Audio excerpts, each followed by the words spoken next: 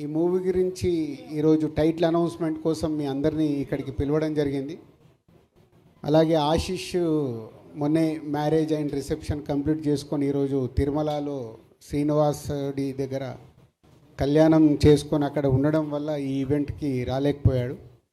పోతే మా అందరిపైన ఈ టైటిల్ అనౌన్స్మెంట్ ఇక్కడ చేయడానికి ఆశిష్ మీరందరూ ఉన్నారు కాబట్టి మీరు చేసేయండి అని చెప్తే ఈరోజు ఇక్కడ ఈ టైటిల్ అనౌన్స్మెంట్ చేయడం అండ్ మీకు మోషన్ పోస్టర్ ఇప్పుడే రిలీజ్ చేయడం జరిగింది.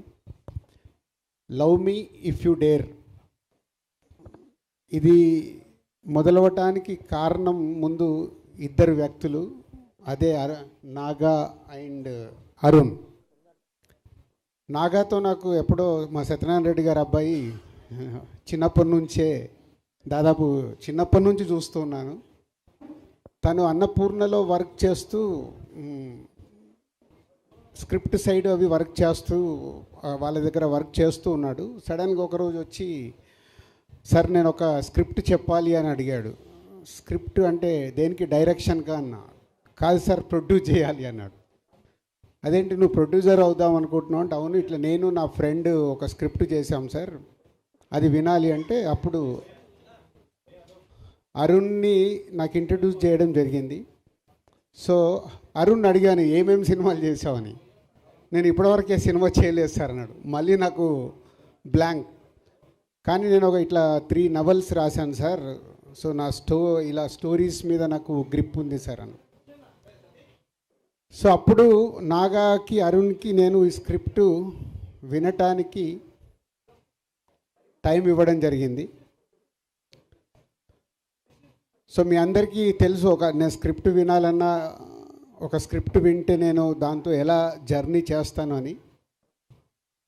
ఆ స్క్రిప్ట్ విన్న రోజు ఈ love me if you dare నాకు ఎప్పుడో ఒక 20 years వెనకకి వెళ్ళిపోయాను. అంటే ఇన్ని సినిమాలు తీసిన నాకు మళ్ళీ వెనకకి ఎందుకు వెళ్ళానంటే, నాకు ఆర్యా సినిమా విన్నప్పుడు నాకు ఒక వైబ్స్ 20 years బ్యాక్ అంటే నేను టూ యంగ్, అప్పుడే సినిమా ఫీల్డ్లోకి వచ్చి దిల్ మూవీ అండర్ ప్రొడక్షన్లో ఉన్నప్పుడే నేను ఆర్యా స్క్రిప్ట్ విన్నాను. 20 years తర్వాత ఒక స్క్రిప్ట్ నన్ను విన్న తర్వాత ఒక న్యూ ఏజ్ ఫిలిం నన్ను హాంట్ చేస్తూ ఉంది. సో వాళ్ళిద్దరికి అదే చెప్పాను, అంటే కొత్త వాళ్ళు బాగా రాశారు, ఎలా అనుకుంటున్నారు ఏంటి అంటే, మాకు బాబు సైలెన్స్ అమ్మా, సైలెన్స్ బాబు, మాకు ఆశిష్ కావాలి సార్ అంటారు. లేదా ఆశిష్ ఆల్రెడీ ఇంకో సినిమా చేస్తున్నాడు.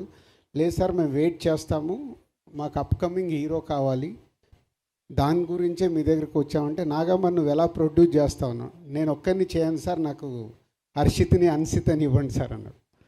సో అలా వాళ్ళిద్దరూ మా కాంపౌండ్కి రావడం, ఈ స్క్రిప్ట్ తీసుకొని రావడం, ఫస్ట్ నన్ను గెలవడం. అంటే మొదటి సిట్టింగ్లోనే నన్ను గెలిచారు. స్క్రిప్ట్ విన్న తర్వాత వాళ్ళు చేసిన వర్క్, అది విజువలైజేషన్ ఎలా తీసుకొస్తారు ఏంటి అన్న బ్యాకప్ మైండ్లో జరుగుతున్న ఆ టీం నచ్చి, సో కొత్త వాళ్ళని దిల్ రాజు ప్రొడక్షన్లో మీ అందరికీ తెలుసు, బలగం అప్పుడే నేను చెప్పాను, కొత్త వాళ్ళ మ్యాక్సిమం ఆ ప్రొడక్షన్ హౌస్లో కొత్త వాళ్ళకి అవకాశాలు ఇచ్చి కొత్త వాళ్ళని ఎంకరేజ్ చేయాలి అనే దాంట్లో. సో అలా వాళ్ళిద్దరూ ఈ స్క్రిప్ట్ ఓకే చేసుకోవడం, తర్వాత ఆశిష్కి కానీ హర్షిత్కి అన్సితకి శిరీష్ గారికి అందరికి స్క్రిప్ట్ చెప్పి నాలో ఏదైతే ఫీల్ అయ్యానో, స్క్రిప్ట్ విన్నప్పుడు అందరిలో అరే బాగుంది, డిఫరెంట్గా ఉంది, బాగుంది, డిఫరెంట్గా ఉందని ఫీల్ అయ్యాము. అప్పుడే ఈ love me if you dare project lock చేశాం. స్క్రిప్ట్ స్టేజ్ దాటిన తర్వాత టెక్నీషియన్స్ ఏంటి అని అడగడం మొదలు పెడితే, అప్పుడు వాళ్ళు పేర్లు చెప్తుంటే నాకు భయం వేస్తుంది. సార్ ఇలా అనుకుంటున్నాం.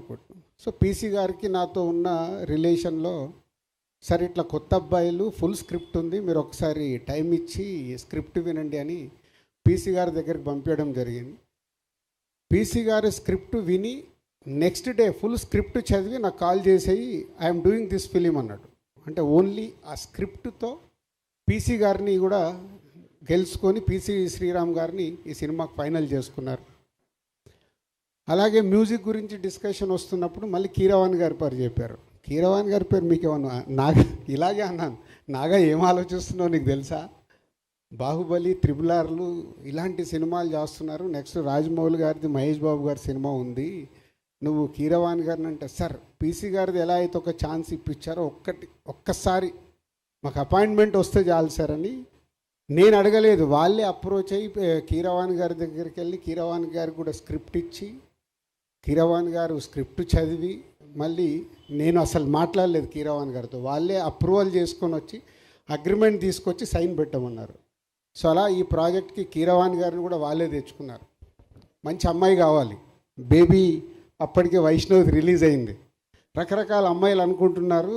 వైష్ణవిని అడిగండి సార్ ఒకసారి అంటే, నేను వైష్ణవిని అప్రోచ్ అవ్వడం, వైష్ణవి ఒకసారి స్క్రిప్ట్ చదివి ఎగ్జైటింగ్ ఉంది సార్, బట్ ఇంకోసారి చదువుతానని మళ్ళీ ఆఫీస్కి వచ్చి ఆఫీస్లోనే కూర్చొని ఫుల్ రీడింగ్ తీసుకొని, రీడింగ్ అయిపోయాక నేను బయట ఉండి వచ్చి, సార్ ఐఎమ్ సో ఎగ్జైటెడ్ అని వైష్ణవి రియాక్షన్. ఇట్లా అంటే ఒక స్క్రిప్ట్ ఇంతమంది సక్సెస్ఫుల్ పీపుల్ని లోపలికి తెచ్చుకున్న సినిమా. ఈ మధ్య కాలంలో నేను ఇన్ని సినిమాలు చేశా, 56 సినిమాల దగ్గరకు వచ్చాయి. ఒక సినిమా ఇంతమందిని ఎగ్జైట్ చేసిందంటే వాళ్ళు ఎంత హోంవర్క్ చేసి ఉంటారు. అరుణ్ అండ్ నాగా అనేది నాకు తెలుసు. రేపు సినిమా చూశాక ప్రేక్షకుల దగ్గర నుంచి కానీ, మీ దగ్గర మీడియా మిత్రుల దగ్గర నుంచి కానీ డెఫినెట్గా ఇట్స్ అ గ్రేట్ అప్రిషియేషన్తో పాటు ఒక వావ్ ఫ్యాక్టర్ జరగబోతుందని నాకు అనిపిస్తుంది. ఆ వావ్ ఫ్యాక్టర్ కోసం నేను వెయిటింగ్లో ఉన్నాను. ఆ రోజు ఎప్పుడు వస్తుందని వెయిటింగ్లో ఉన్నాను, సినిమా కంప్లీట్ అయ్యి మీ అందరికి చూపించడానికి. సో ఈరోజు జస్ట్ టైటిల్ అనౌన్స్ చేసి సినిమా ప్రోగ్రెస్ గురించి చెప్పుదామని. సో ఈరోజు 27th ఫిబ్రవరి 27th, కరెక్ట్ 2 months, ఇక నుంచి 60 రోజులు, April 27th cinema release. So ఈ రోజు నుంచి సినిమాకి సంబంధించిన ప్రమోషన్స్ కానీ, పోస్ట్ ప్రొడక్షన్స్ కానీ అన్నీ కంప్లీట్ చేసుకోవడానికి ఈ యంగ్ బ్యాచ్ అందరు సిద్ధంగా ఉన్నారు. So all the best. Naga and Arun Balagam తర్వాత అన్షితకు వేరే సినిమా రెడీ కావాల్సింది, అది డిలే. ఈ సినిమా వాళ్ళకి సెకండ్ ఫిలింగా అవ్వడం, అలాగే ఆశీష్కి కూడా వేరే సినిమా రెడీ కావాల్సింది, ఈ సినిమా రెడీ అవ్వడం, ఏదో అన్ని కోఇన్సిడెంట్గా నాకు ఆర్యాకు ఏదైతే జరిగిందో ఈ సినిమాకు మీ అందరికీ అలా జరగబోతుందని నాకు వైబ్స్ అనిపిస్తున్నాయి. ఆ వైబ్స్ నిజంగా ఏప్రిల్ 27 ప్రేక్షకులు కూడా రియాక్ట్ అవుతే మీ లైఫ్లో ఇదొక గ్రేట్ మెమొరీ. మంచి సినిమాతో పాటు మీకు ఒక మంచి మెమొరీ కాబోతుంది మీ యంగ్ బ్యాచ్ అందరికీ నమ్ముతున్నాను. So all the best old team. So journey చెప్పగలిగాను. ఇంకా సినిమా వాళ్ళకి చూపించినప్పుడు, రేపు టీజర్ చూసినా, ఈ సినిమాకి సంబంధించిన కాంటెంట్ చూసినప్పుడు డెఫినెట్గా మీడియా మిత్రులు వాళ్ళకు నచ్చితే, ఒక మీకు బలగం సినిమానైతే ఎలా ఎంకరేజ్ చేశారో ఈ సినిమాను కూడా ఎంకరేజ్ చేస్తారు. వాళ్ళకి ఆ కాంటెంట్ నచ్చితే నచ్చుద్దని 100% నేను నమ్ముతున్నాను.